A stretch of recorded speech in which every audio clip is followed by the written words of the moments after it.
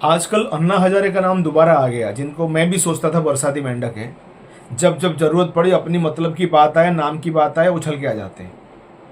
आम आदमी पार्टी को खड़ा किया, ऐसे ही ड्रामा किया, उसमें से क्या निकला आपको पता है। तो जब जब कहीं ना कुछ प्रॉब्लम आता है, ये भाई साहब जो है हाथ उठा के चले जाते हैं। बाकी टाइम अपना दारू पी के पड़े रहते थे। दारू पीते नहीं पीते मुझे नहीं पता, लेकिन इनकी हरकत से ये लग रहा है या फिर आप एक्टिव राजनीति में रहो या फिर एक्टिव राजनीति से मत रहो, पूरा हट जाओ। इसलिए लोग आपको बोलते हैं आप अपॉर्चुनिस्ट हो।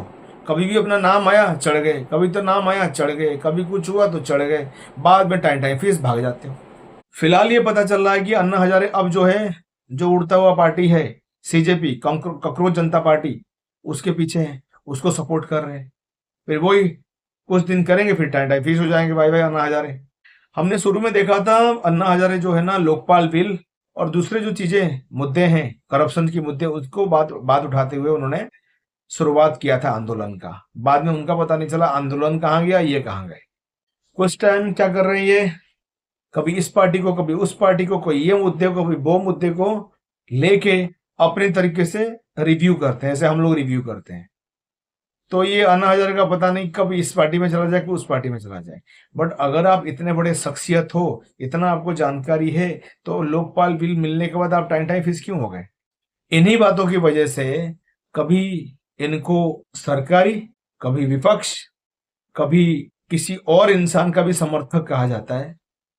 मतलब उनका कोई ठिकाना नहीं है, ना 3 में जाते हैं, ना 13 में जाते हैं, ना इधर ना उधर, किधर भी, कहीं भी, किसी भी बातों को लेके।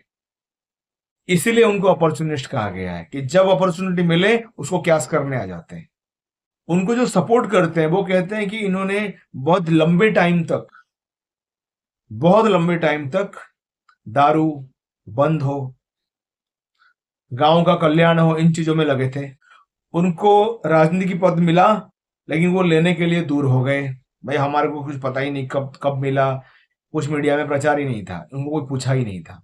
और उन्होंने उन सबकी सरकारों को आलोचना करा, जब जब जिन्होंने तख्त पे बैठे, जो जो सरकार सरकार चलाया, उनके खिलाफ, उनकी नेगेटिव नीतियों के खिलाफ उन्होंने मुहिम चलाया।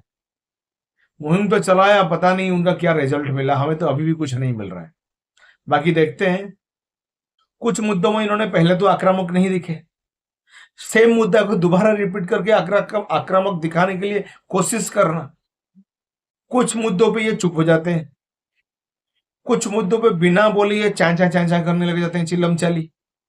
उनकी आंदोलन की वजह से जो लोग उनके साथ ज्वाइन किए, कुछ टाइम बाद वो लोग भी अपनी पार्टी बना के चले गए। आपको समझ में आ रहा होगा मैं किसके बारे में बोल रहा हूं। इसलिए मैं भी कंफ्यूज हूं कि उनके पुराने और अभी की बातों को कंपेयर मत करो। अलग अलग रिलायबल सोर्सेस से जो जो उनको हमें आया है बयान, उसको देखो। और सोशल मीडिया में जो भी वीडियो चल रहा है, जो भी बातें हो रही है उनके बीच में, उनके बारे में, उसको दिमाग में मत डालो। खुद डिसाइड करो ये आदमी को अलाउ करना है, नहीं करना है, इस आदमी पे भरोसा करना है, नहीं करना है। हाँ, सीजेपी को सपोर्ट हर कोई कर रहा है, मैं भी कर रहा हूँ, दुनिया कर रहा है, अन्ना हजारे भी कर रहे हैं, क्योंकि प्रॉपर बातें उन्होंने बताया। बट अन्ना हजारे जी, अगर आपको कभी मेरा ये वीडियो मिले, या आपको अगर कभी दिमाग में आए, मैं ईश्वर से प्रार्थना करूंगा, प्लीज एक आदमी को, एक चीज को, एक लोकपाल बिल को फॉलो करते हुए एक डिटेलिंग के साथ काम करें, कि लोग आपके बारे में कंफ्यूज ना हो।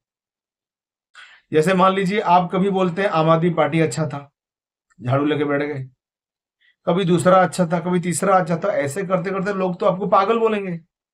लोग खुद कंफ्यूज होंगे, आपकी जुबान की वैल्यू नहीं है। पता तो होना चाहिए ना, आप क्या बोल रहे हो, क्यों बोल रहे हो, किसको बोल रहे हो, इसका रिजल्ट क्या निकलेगा, कंक्लूजन क्या होगा। कहीं भी उड़ जाते हो, कुछ भी बोल लेते हो। थैंक यू हजारे जी, धन्यवाद। वंदे मातरम।